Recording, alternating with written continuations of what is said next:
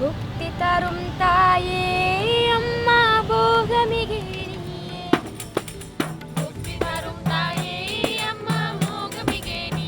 Permintaan ini diajukan oleh para tuan-tuan kebun yang ada di wilayah jajahan Hindia Belanda, terutama wilayah-wilayah yang ada di Sumatera Timur. Sri Mariaman Kuil Binjai ini terkhusus mengadopsi arsitektur Melayu dia. Karena kan tanahnya ini pemberian Sultan Langkat, makanya di depan-depan itu kan ada ornamen-ornamen Melayu gitu kalau kuil kita ini gitu.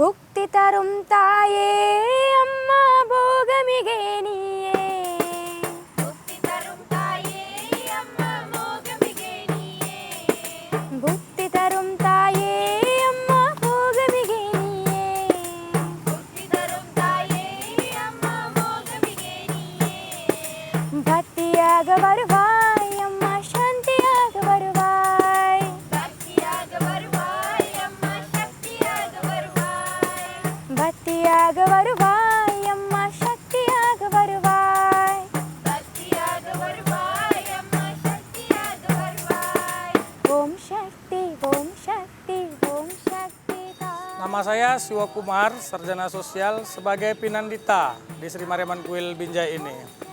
Menurut sejarahnya, Sri Mariaman Kuil Binjai ini dibangun di tahun 1880 oleh Mutu Kapitan.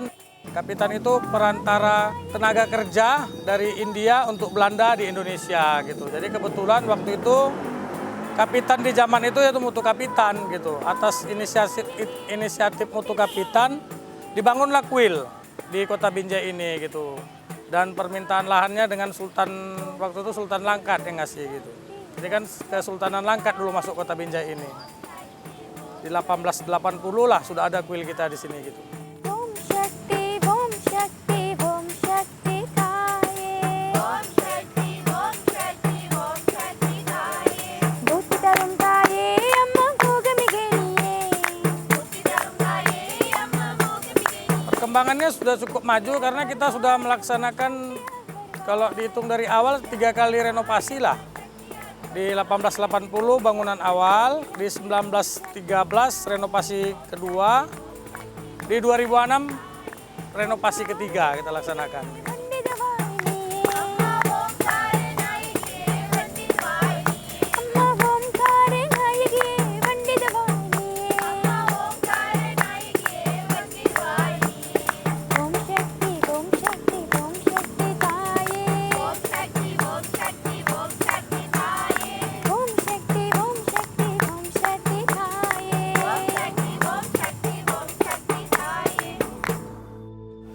Nama saya M. Ajis Rizky Lubis SSMA.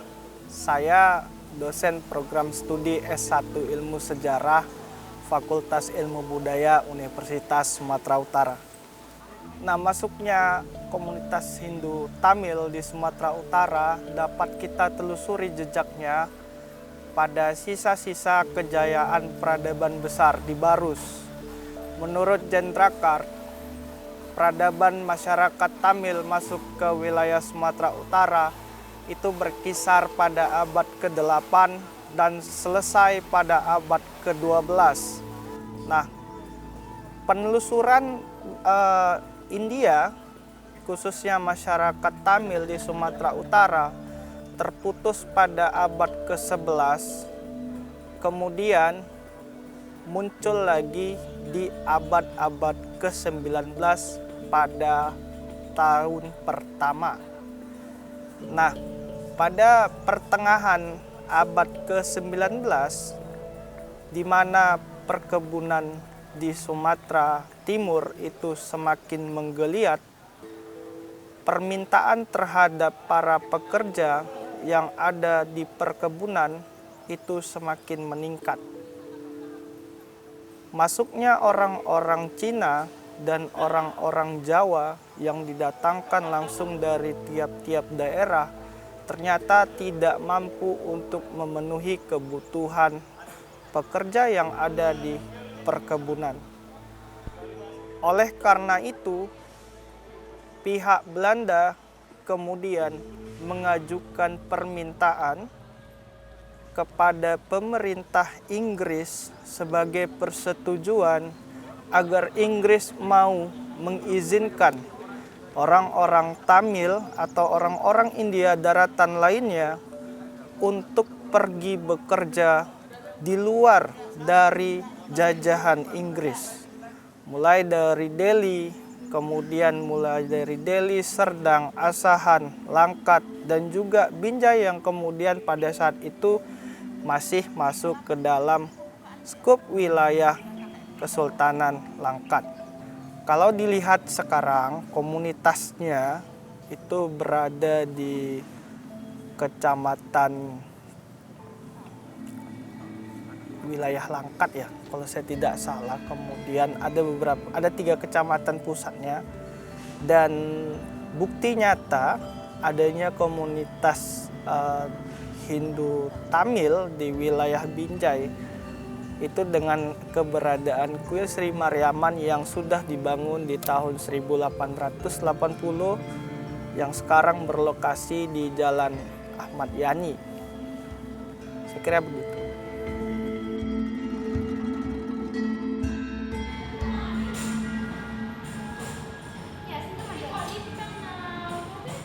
Kuil buka setiap hari. Kita dari pagi itu dari jam 7 sampai jam 10 siang, itu sesi pertama. Sorenya dari jam 5 sore sampai jam 8 malam. Tapi ibadah khususnya itu setiap hari Jumat. Dari jam 6 sore sampai dengan pukul selesai lah jam-jam 9 gitu. Dikhususkan di hari Jumat kita. Kalau di hari Jumat itu ada namanya puja kuil. Itu pelakuan pemujaan semua arca yang ada di dalam. Selesai itu ada namanya pratenai. Pratenai itu pembacaan seperti ayat-ayat suci keagamaan. Dan ada bhajan. Bhajan itu kidungan-kidungan suci, nyanyian-nyanyian ilahi kan. Dan ada pemberian dharma wacana tentang perkembangan keagamaan Hindu seperti apa, tentang pemahaman agama Hindu seperti apa. Dan ada diberi snack lah, selesai acara ada snack makan bersama gitu.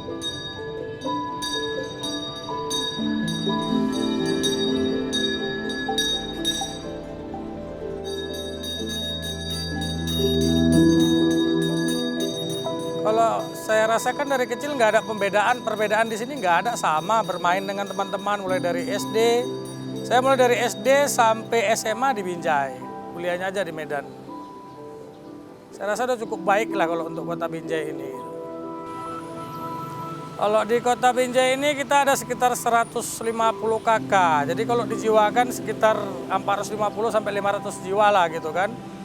Rata-rata di kota Binjai ini untuk etnis Tamil yang beragama Hindu itu ya pedagang. Ada pedagang pakaian, pedagang bumbu. Jadi untuk interaksi dengan masyarakat sekitar ya cukup bagus lah saya rasa. Rata-rata kita pedagang di sini di Binjai ini.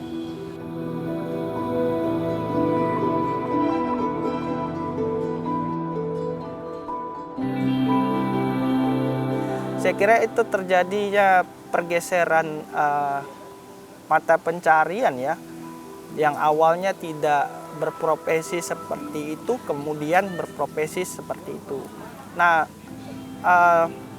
hal ini mungkin didasari oleh masakan India atau masakan khas India yang kemudian dipenuhi dengan rempah-rempah yang sangat banyak, sehingga dianggap bahwa orang-orang India itu sangat pas sekali untuk berdagang bumbu ya, dengan takaran dan isian komposisi bumbu yang pas.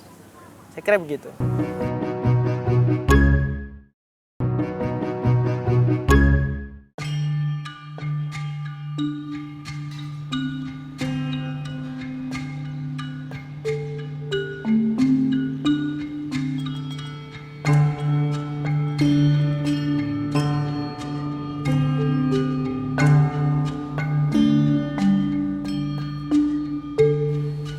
Kalau konsep Thaipusam itu kita ambil dari ini multikultural di Kota Binjai. Kenapa saya bilang multikultural di Kota Binjai?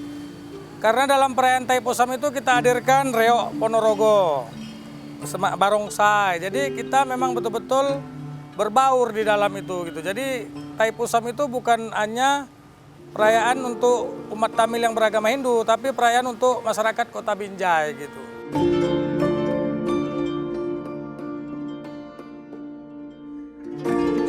Ya, di area keliling kota. Sangat luar biasa kalau untuk masyarakat Kota Binjai karena di dalam perayaan Thaipusam itu 18 etnis Kota Binjai turut hadir gitu. Jadi masyarakat sekeliling ini pun ramai gitu. Lebih banyak lagi masyarakat yang bukan agama Hindu yang hadir gitu. Kalau untuk Kota Binjai sendiri gitu. Ya sekalian memberikan berkat masyarakat sekitar yang hadir untuk ini kan. Makanya diadakan pawai, semacam pawai lah keliling kita gitu.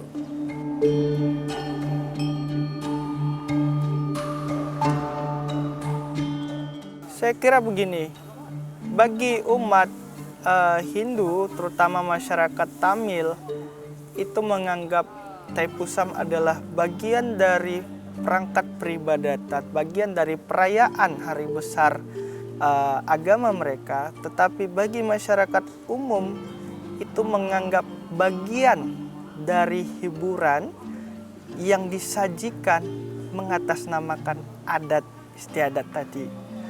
Jadi ketertarikan masyarakat untuk melihat hal-hal baru, terutama dalam hal kebudayaan yang dibawa oleh masyarakat Hindu Tamil, itu merekatkan antara masyarakat umum di luar komunitas Hindu dengan masyarakat India Tamil yang beragama Hindu. Sehingga secara tidak langsung masyarakat Hindu Tamil dengan masyarakat umum yang berada di luar dari komunitas itu merayakan hari besar ini, merayakan Thaipusam ini secara bersama-sama. Saya kira ini merupakan hal yang sangat positif dan harus kita dukung dan kembangkan ya. Mengingat Kota Binjai juga merupakan kota yang sangat-sangat plural ya, dan tidak dihuni oleh satu etnis saja, sehingga toleransi dan kehidupan harmoni itu tetap harus dijaga, dan kalau bisa lebih baik lagi untuk ditingkatkan. Madurai அரசாளும் Meenakshi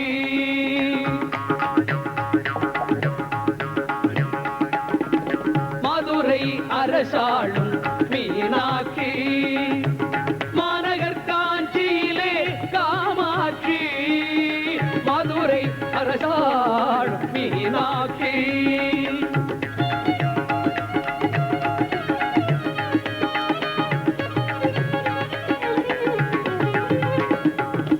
Kalau Sri Mariaman Kuil Binjai ini terkhusus mengadopsi arsitektur Melayu dia. Kenapa? Mungkin juga menghargai Sultanan Langkat. Karena kan tanahnya ini pemberian ex Tembako Delhi nih, ketok tanah kuil kita ini kan pemberian Sultan Langkat. Makanya di depan-depan itu kan ada ornamen-ornamen Melayu gitu kalau kuil kita ini gitu. Jadi beda dengan kuil-kuil lain yang ada di Sumatera Utara pada umumnya gitu. Kalau untuk di Sri Mariaman ini termasuk tinggi. Wisatawan dalam negeri, luar negeri banyak kemarin gitu. Hampir dalam sebulan itu bisa 10 kali, 15 kali kunjungan gitu. Termasuk turis-turis dari luar negeri gitu kan. Asal-masal perayaan Thaipusam itu ya ini. Dewa Morgan di dalam itu mengalahkan ini. Mengalahkan Idamban. Jadi Idamban inilah jadi pengawalnya sekarang gitu. Karena dia mengalahkannya dengan cinta kasih. Jadi segala sesuatu yang dikalahkan dengan cinta kasih dia tidak akan jadi musuh, tapi akan jadi pengikut. Ya karena dia pengawal. Kalau untuk pengawal kan tetap jaga di luar dia kan gitu kan. Ini namanya Tuara Sakti yang melambangkan sebagai pengawal. Ini dia sama bentuknya, cuman beda di tangannya, posisi tangan. Ini menyuruh kita masuk, ayo masuk gitu beribadah. Kalau sana ya habis selesai beribadah itu jangan lagi buat kejahatan gitu. Jadi bedanya di tangan. Tangannya ini aja. Kalau ini sama pengawal di depan.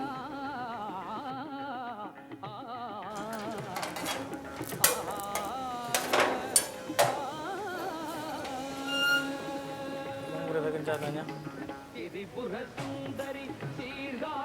Kereta kencana ini sudah berusia hampir sama dengan kuil. Kereta kencana ini dipakai pada perayaan Taipusam untuk arakan keliling kota Binjai, yang di atasnya ditaruh arca Dewa Murga. Yang jadi apanya di sini, bannya ya tetap masih kayu dari awal pembuatan sampai sekarang, belum ada renovasi.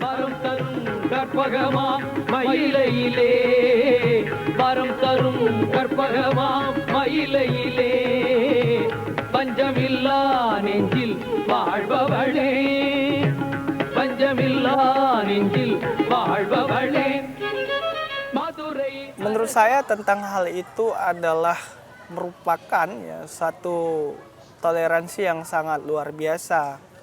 Hal ini didasari oleh kemampuan orang-orang Tamil dari India untuk beradaptasi ke tempat wilayah yang baru. Nah, memang dalam catatan sejarah itu, seperti yang saya sebutkan di abad ke-8 sampai abad ke-12, kemudian ada yang menyebutkan lagi di abad ke-11, itu disebutkan bahwa mereka hidupnya berkelompok dan terpisah dengan masyarakat utama. Artinya, meskipun mereka membangun peradaban dan membangun pemukiman di luar dari masyarakat utama yang ada di wilayah itu, tetapi mereka tidak menutup diri untuk berinteraksi dengan masyarakat sekitar. Nah, mereka tetap membawa adat istiadat mereka, tetapi mereka juga menjalin hubungan adat istiadat dengan masyarakat setempat.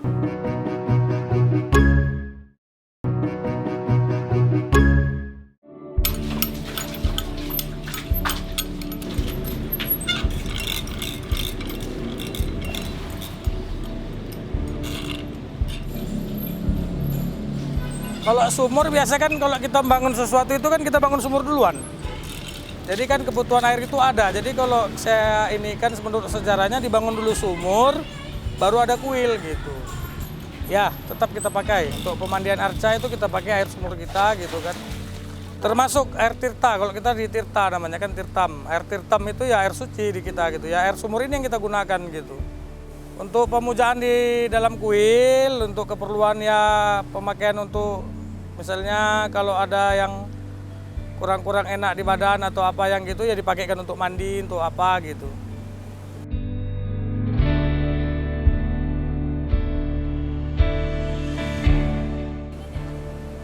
Bunga Tanjung ini di sebelah belakang saya ini. Dan sumur itu situs lama memang. Itu hampir kalau pohon ini lebih tua dari kuil kalau kita ini kan, karena sudah berapa kali kita lakukan peremajaan ini. Sudah berapa kali kita pangkasi gitu kan. Kalau sumurnya itu kebutuhan pasokan airnya ya untuk masyarakat sekitar. Banyak masyarakat sekitar yang ngambil air ke tempat kita gitu. Kalau pohon ini mungkin kan dulu gini, sebelum ada kuil, orang-orang kita yang beragama Hindu ini kan sebayangnya ke pohon-pohon. Jadi kalau saya rasa di zaman itu sebelum ada kuil ya mereka beribadahnya di pepohonan yang dianggap sakral lah gitu kan. Bisa saja salah satunya Bunga Tanjung ini gitu. Ya sampai sekarang kita pertahankan.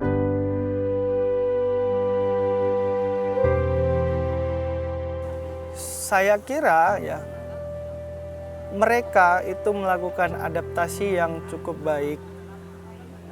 Mereka tidak menutup diri. Dan untuk berkomunikasi dengan mereka juga tidak sulit. Sebab mereka juga akan menyesuaikan kepada siapa mereka melakukan komunikasi.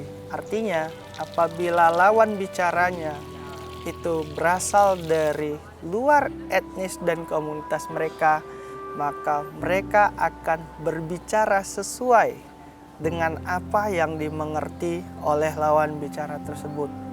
Nah, untuk itu, ya, untuk menjaga keharmonisan dan kerukunan, ada baiknya masyarakat umum juga harus memahami bagaimana kondisi, kemudian situasi dari masyarakat Hindu Tamil.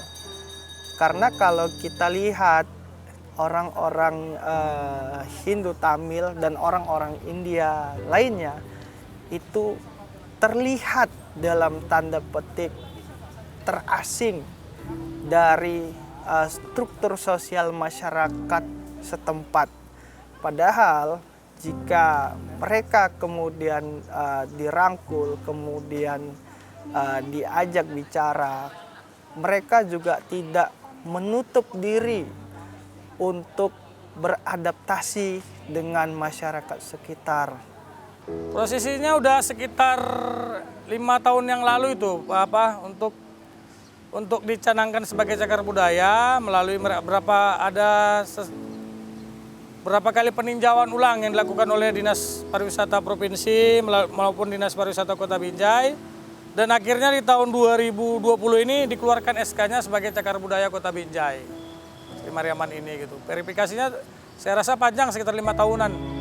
Saya berharap kondisi masyarakat Kota Binjai ini tetap seperti ini, tidak ada gesekan di sana sini, kemajuan tetap terjaga, toleransi umat beragamanya tetap terjaga. Jadi kedepannya tidak ada lagi permasalahan mengenai agama, suku atau yang berbau sara di Kota Binjai ini. Kan sampai saat ini belum terdengar masalah yang seperti itu di Kota Binjai. Saya harap kedepannya tetap bisa dipertahankan gitu.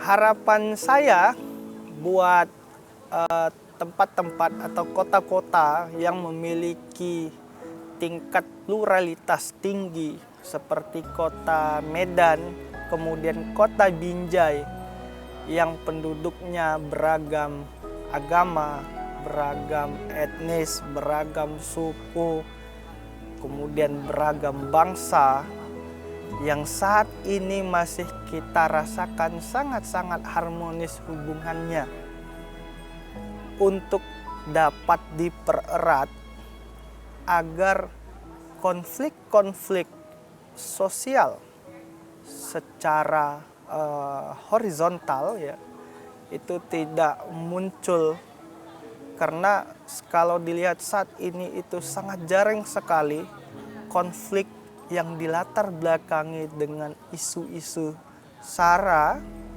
itu terdengar, terkecuali isu sara yang beratasnamakan agama. Saya kira ini tidak perlu terjadi lagi. Mana yang sudah baik itu untuk ditingkatkan, karena lebih baik kita berkolaborasi kemudian bersama-sama agar kita dapat membangun paling tidak wilayah lingkungan tempat tinggal kita. Kalau sudah selesai kita membangun lingkungan tempat tinggal kita, baru kita bisa membangun wilayah yang lebih besar. Saya kira harapan saya begitu.